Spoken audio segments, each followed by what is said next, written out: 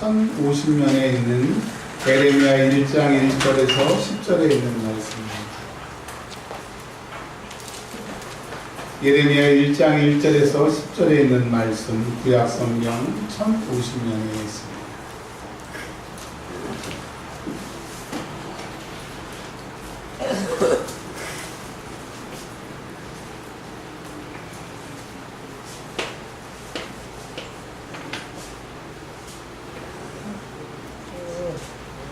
이번에는 피아노 전공한 우리 찬이가 한번 읽겠습니다. 1050년.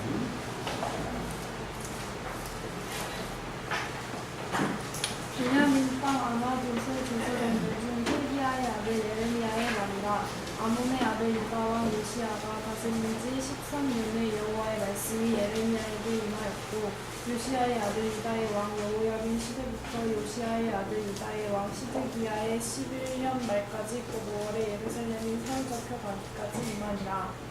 여호와의 말씀이 내게 임하니라. 이르시되 내가 너를 모태에 짓기 전에 너를 알았고, 내가 배에서 나오기 전에 너를 선별하였고, 너를 여러 나라의 선지자로 세우노라 하시기로, 내가 이르되 슬프도소이다. 주 여호와여 보소서. 나는 아이라 말할 줄을 알지 못하나이다 하니, 여호와께서 내게 이르시되 너는 아이라 말하지 말고, 내가 너를 누구에게 보내든지 너는 가며, 내가 내게 무엇을 명령하든지 너는 말할지니라. 너는 그들 때문에 두려워하지 말라. 내가 너와 함께하여 너를 구원하리라. 나 여호와의 말이니라 하시고, 여호와께서 그의 손을 내밀어 내 입에 대시며, 여호와께서 내게 이르시되 보라, 내가 내 말을 내 입에 두었노라. 보라, 내가 오늘 너를 여러 나라와 여러 왕국 위에 세워 내가 그것들을 뽑고 파괴하며 파멸하고 넘어뜨리고 건설하고 심게 하였느니라 하시니라. 아멘. 오늘 하나님의 말씀의 제목은 당신이 필요합니다 라고 하는 제목으로 말씀을 증거하겠습니다. 오늘 예배를 드리는 우리 성도분들 중에서 내가 처음 예수를 믿는 1대 신앙이 계실 거예요. 그리고 우리 부모님이 교회에 다니시는 2대 신앙제, 또 우리 할머니, 부모님, 나 해서 3대째 예수를 믿는 사람들이 있을 겁니다. 근데 이게 눈에 보이지 않지만 예수 믿는 사람과 예수 믿지 않는 사람들, 1대 신앙생활 하는 사람들, 2대 신앙생활 하는 사람들, 3대 신앙생활 하는 사람들 이야기를 들어보면 다음과 같습니다.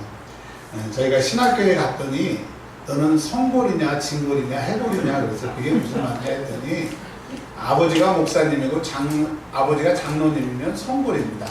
이제 목회하기가 쉬워지는 거죠. 목회 임지 찾기도 쉬워지는 거죠.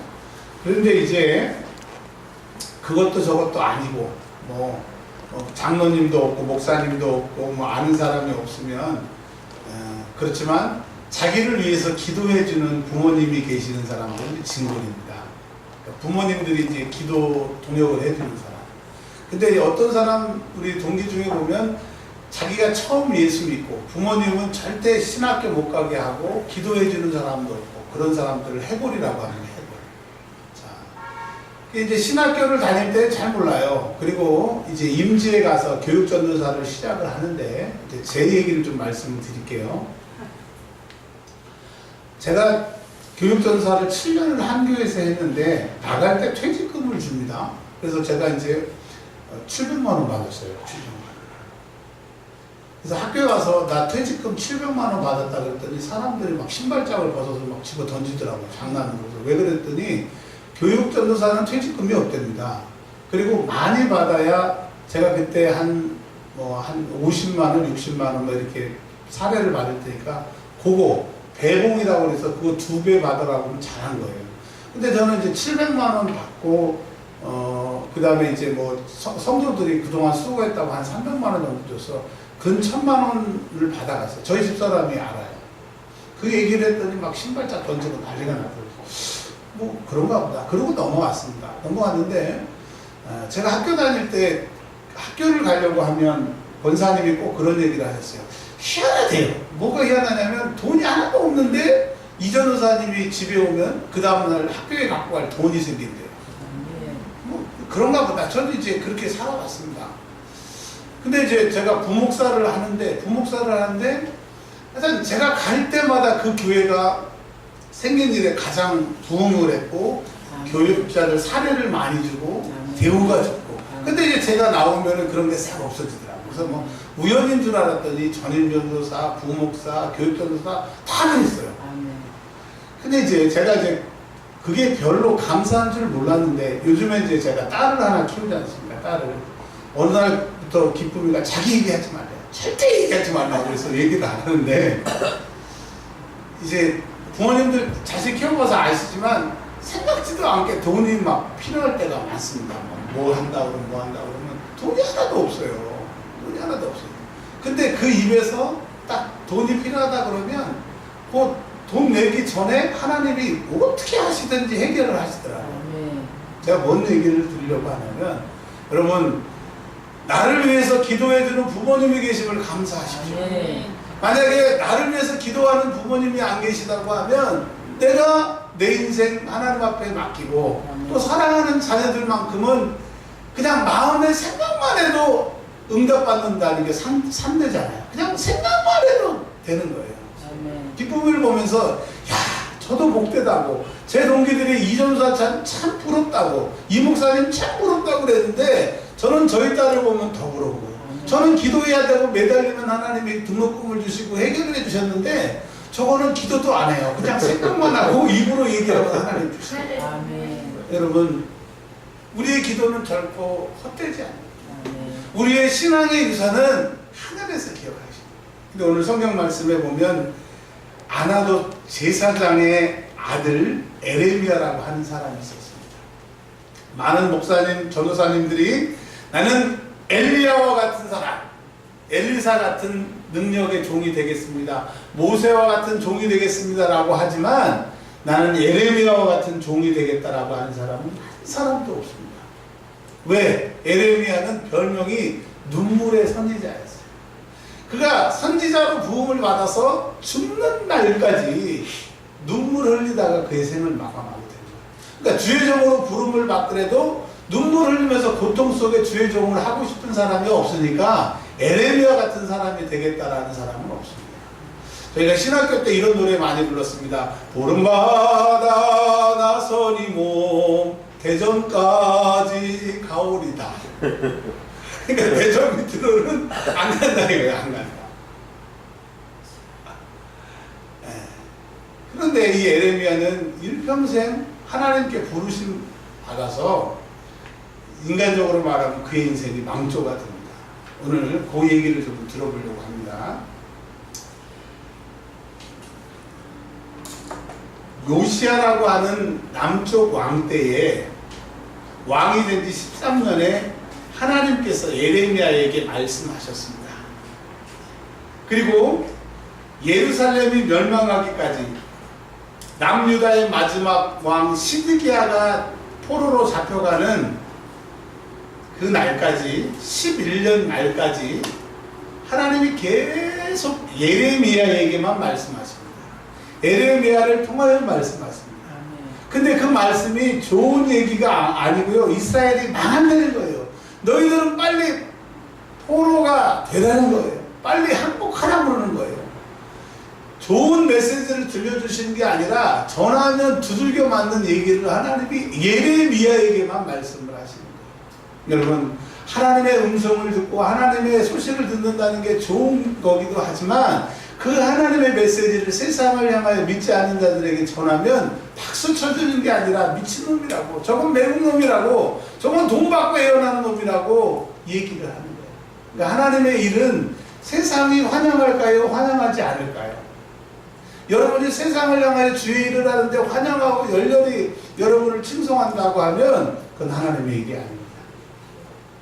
예레미야는 하나님께 부름을 받아가지고 그의 인생이 망조가 되는데 몇 가지를 좀 말씀을 드릴게요.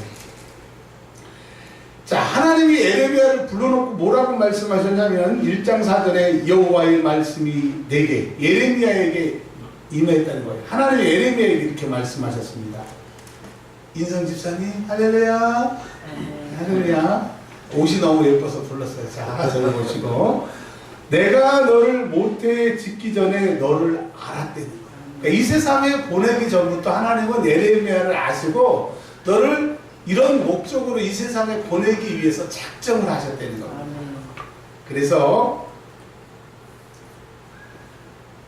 너를 구별하였고, 구별하였는데 어떻게 구별했냐면 선지자로 세우는데 여러 나라의 선지자로 세웠다라고 하는 말은요, 에레미야를 다 읽어보면 이 나라에 가서 선지자 노릇, 저 나라에 가서 선지자 노릇 하는 게 아니라 에돔이 망하고 아람이 망하고 애굽이 망하고 이 다른 나라, 하나님을 안 믿는 나라, 하나님을 대적한 나라가 망할 것을 예언하는 선지자로 부르셨다는 그 얘기고요.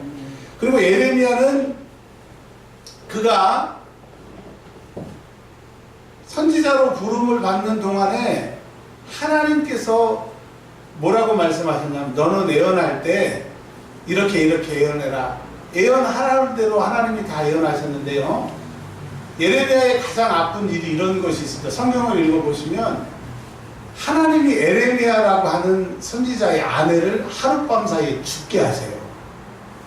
아내가 죽으니까 얼마나 슬프겠어요. 막 통곡하고 싶은데 하나님이 아내가 죽기 전에 이렇게 말씀하십니다. 너 아내가 죽거든 전혀 슬퍼하지 말고 장례를 치를 때 아무 표정 없이 지내라. 그러니까 에레미야가 그 하나님의 말씀을 들은 그날에 에레미야의 아내가 죽습니다. 그래서 3일 동안 장례식을 치르는데 눈물 한 방 안 흘리고 표정 하나 안 바꾸니까 처갓집에서 또 주변의 사람들이 야 저놈이 숨기는 여자가 있냐 왜 이렇게 눈물 한 방울 안 흘리냐 지독하다. 생각해보세요.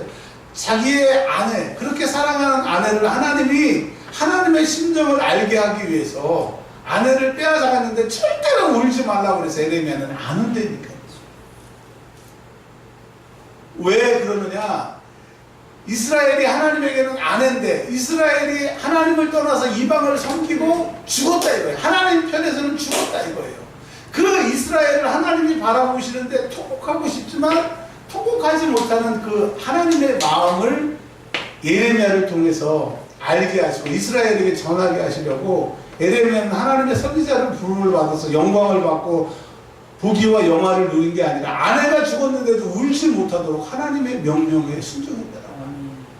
여러분 우리가 예수를 믿고 구원받고 천국 가는 그날까지 이 땅에 살게 될 텐데 예수 믿으면 복받고 예수 믿으면 잘되고 형통하는 게 아니에요. 예수 믿고 우리가 구원받습니다. 예수 믿으면 죄사함 받습니다. 예수 믿으면 죽어서 천국입니다. 근데 바로 죽지 않고 이 땅에 살게 하신 것은 이제 주의 뜻을 주의 일을 하기 위해서 우리를 부르시는 거예요. 그럼 우리 주변에 죽어가는 사람들이 얼마나 많습니까? 오늘 여러분 찬양을 들으셨을 때 어떻게 들으셨는지 모르지만 저는 하나님께 찬양을 들으면서 제 마음속에 야 기회가 드럼을 잘 친다 이런 마음도 있었고 아이고 우리 재훈이가 왔는데 마음이 얼마나 불편할까. 저거 내 자리인데 왜 내가 지금 2달 동안 공부하러 갔는데 네가 안 줬구나. 뭐 좋은 마음도 있을 거고 저건 내 자리인데 막 별 생각이 다 드는 거예요. 그래서 어제 주보 만들 때 주보에다가 우리 은혜와 평강교회 드럼 정은 박재훈이고 부는 기회고 혹시라도 교회 와가지고 그런 마음을 상할까 봐. 그러니까 이렇게 작은 교회 목회하는 목사도 그 찬양할 때 그런 생각이 드는데 하나님은 우리를 향하신 그 마음이 얼마나 대단하시겠어요. 근데 우리는 그 하나님의 마음보다는 죽어가는 영혼들을 바라보는 마음보다는 복 주세요, 돈 주세요, 형통하게 잘 돼주세요, 저 사람 내 마음과 같이 좀 바꿔주세요라고 기도하잖아요. 근데 하나님 우리를 구원하시고 죄에서 용서함 받고 천국 가게 하신 것은 이 땅에서 잘 먹고 잘 살라고 하는 것이 아니라 죄사함 받고 너희 영혼의 때, 육신을 벗어버린 영혼의 때 천국 가고 하나님의 자녀의 권세를 이 땅에 살면서 누리라고 하나님의 영광을 위해서 살라고 우리를 살려두십니다.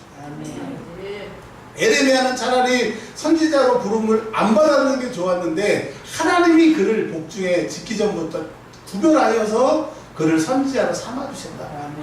예수 믿는 길이 선지자로 부름 받는 길이 영광의 길, 뭐 잘되고 형통한 길이 아니라 구원 이후에 주의 뜻을 이루어드리는 우리의 인생을 주님 영광 나타나도록 쓰임받는 도구가 되시길 주의 이름으로 축원합니다. 이 땅에 나이에서 삐까번쩍하고 잘 살고 부귀영화를 축적하고 살면 저 하늘나라에서는 아무것도 남는 것이 없어요. 이 땅에 주를 위해서 수치를 당하고 모욕을 당하고 고통을 당하는 것이 주님의 일이라고 하면 그것이 의미가 있는 것이 아니겠습니까? 이 에레미야가 눈치가 빨라요. 선지자로 부르신다고 그랬으니까 6절에 거절을 합니다. 6절 시작. 내가 이르되 스스로소이다 주 여호와의 목소리로 말을 들을지 못하리이다 하니. 선지자는 말을 잘했나 봐요. 이렇게 사람을 설득도 해야 되고 그래야 되는데 하나님이 뭐라고 말씀하셨냐면, 근데 놀라지 마세요. 에레미야가 아이라고 그랬는데 이 에레미야가, 제가 10,000원을 드릴게요. 예배 끝나고 제가 시상으로 10,000원을 드릴게요. 막 찍어서 맞히세요. 이 당시 에레미야가 나이가 몇 살일까요? 아이라고 그랬으니까. 자, 두 분에게만 기회를 드릴게요. 이신희동 집사님 눈이 번쩍번쩍한데, 40대. 아이인데, 딱, 또, 한 분 기회 남았습니다. 60대. 30살이고, 30살. 그러니까, 내가 아이라고 하는 것은 정말 깐난 아이라가 아니라, 하나님에 비해서는 내 지혜와 우리 집사님이 안타까워가지고, 30살입니다. 그러니까 이 사람이 에레미야가 말을 못한다 그런 얘기가 아니라, 내가 하나님의 일을, 하나님의 말씀을 온전히 내가 어떻게 대언하겠습니까? 즉, 하나님은 우리를 부르실 때 잘생긴 사람, 똑똑한 사람, 유능한 사람을 사용하시는 것이 아니라 부족하고 못나고 그렇지만 하나님 말씀에 순종하고 하나님이 나를 통해서 일하신다라고 하나님의 영광을 드러내는 사람을 사용하십니다. 사울을 순종했기 때문에 왕으로 삼으셨고, 다윗을 순종했기 때문에 목동에서 왕으로 삼으시고, 솔로몬이 하나님 말씀에 순종해서 제사를 드려서 지혜의 왕이 되었던 것처럼 하나님은 순종하는 자를 찾고 계세요. 순종하는 자가 어떤 자입니까? 예배하는 자입니다. 예배하는 자가 어떤 자입니까? 하나님의 말씀에 귀 기울이는 자입니다. 그래서 예배에 성공해야 하나님이 그 사람을 쓰실 수가 있어요. 그랬더니 하나님이 이렇게 말씀하십니다. 너 아이라고, 너 실력 없는 거 얘기하지 말라고. 여러분, 돈 못 버는 것은 내가 돈 벌 재주가 없고 돈 벌 수 있는 환경이, 아니면 사람들이 내 물건을 안 사서가 아니라, 큰 회사, 좋은 회사에서 나를 안 뽑아서가 아니라 하나님이 나를 안 뽑아주시기 때문에 안 되는 거예요. 아멘. 여러분, 하나님이 나를 뽑아주시면 감옥에 있는 요셉도 총리가 되는 겁니다. 하나님이 여러분을 뽑으시게, 하나님이 나를 뽑으실 수 있도록 하나님의 눈에 들어야 돼요.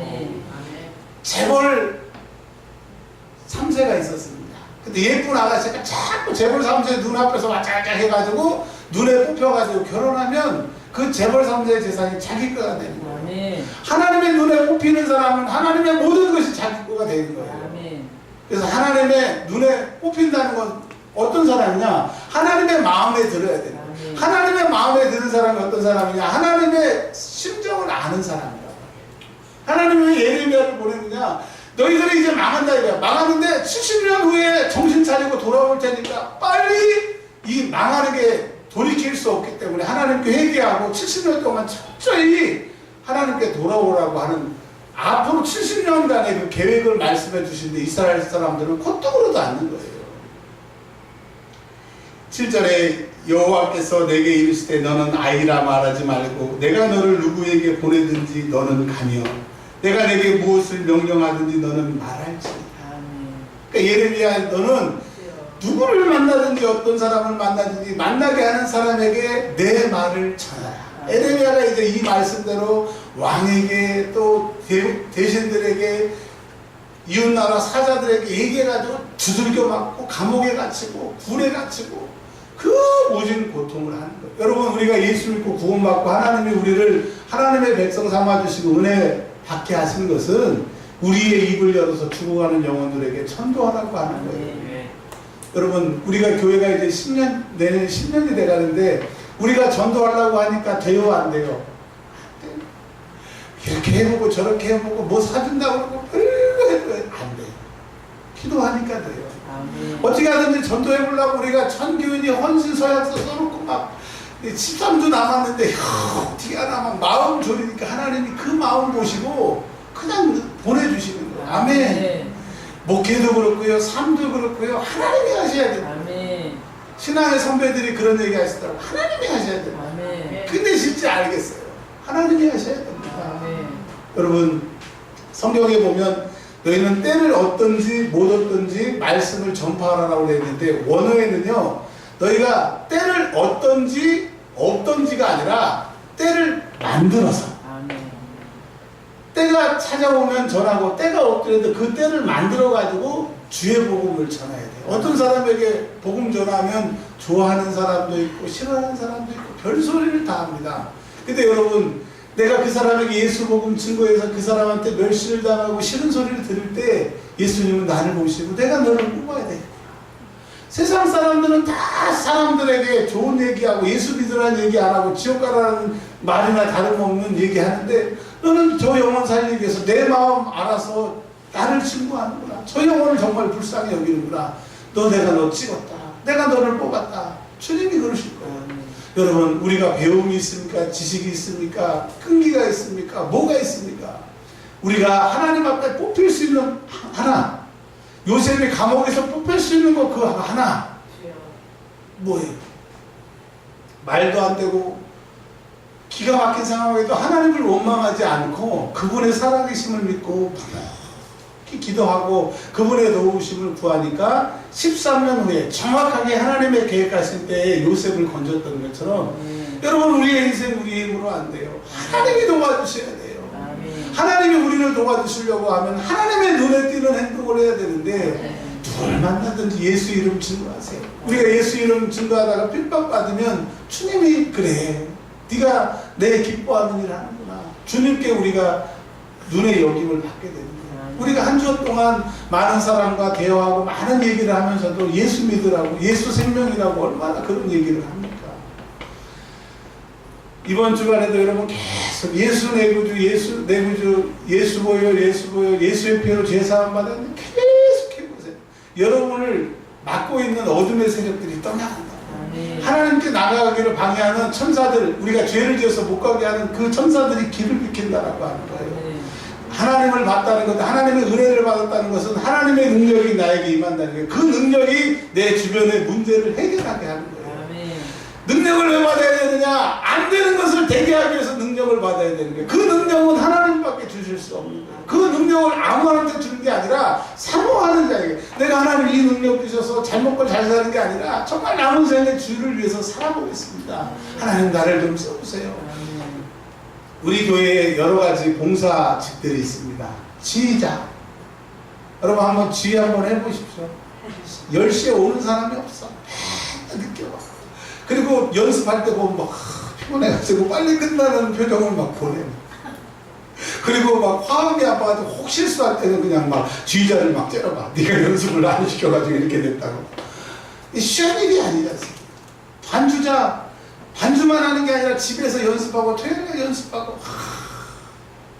또 여러분 성가대는 어떻습니까? 일찍 와야 되죠. 연습해야 되죠. 남들 다 가는데, 근데 하나님이 여러분을 보시고 기뻐하세요. 잠잠히 살아가세요. 주의 일을 나몰라 하고 내일에 바쁜 사람은 하나님이 그에게 관심이 없어요.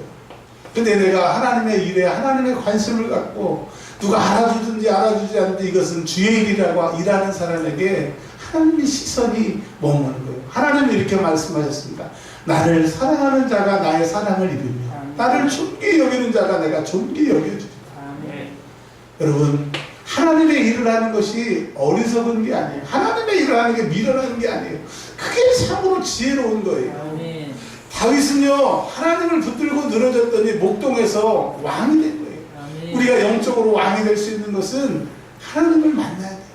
주의 일을 해야 되는 겁니다.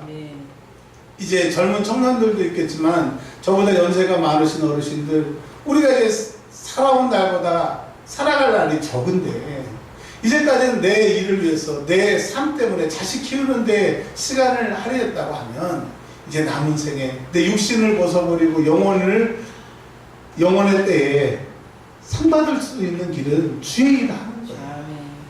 여러분, 교회 와가지고 내 눈에 띄는 게 있어요. 아유, 저 커튼이 더럽네, 뭐가 더럽네. 그거 목사님 이거 하세요, 전도사님 이거 하세요가 아니라 나보고 그거 하라고 눈에 보이게 주시는 거예요.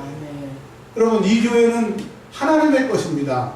그리고 이 하나님의 교회지만 여러분이 이 교회의 구성원이에요. 하나님이 여러분들을 이 교회의 청지기로 맡겨주신 거예요. 한번 여쭤볼게. 은혜와 평강교회 누구 겁니까? 대답을 안 해요. 이원준 목사 겁니까? 여러분 개척 헌금 내신 분들 여러분 거예요? 한번 여쭤볼게. 은혜와 평강교회 누구 겁니까? 대답을 안 하시네요. 제 거는 확실히 아니니까. 은혜와 평강교회 누구 거죠? 하나님의 거죠. 그럼 하나님이 여러분의 뭐가 되시죠? 아버지시죠. 여러분 아버지의 집입니다. 여러분의 아버지 것입니다. 이건 목사의 것도 아니고 성도들의 것이 아니라 하나님의 것이에요. 그래서 교회에 있는 모든 것을 뭐라고 그래요? 성물이라고 하는 거예요. 그래서 교회에 있는 물건, 교회에 있는 성도들 다 하나님의 것이에요. 이제 말씀을 정리하려고 합니다. 우리 대한민국에 은혜와 평강교회보다 더 큰 교회 많습니다. 훌륭한 목사님들 계신 교회 많습니다.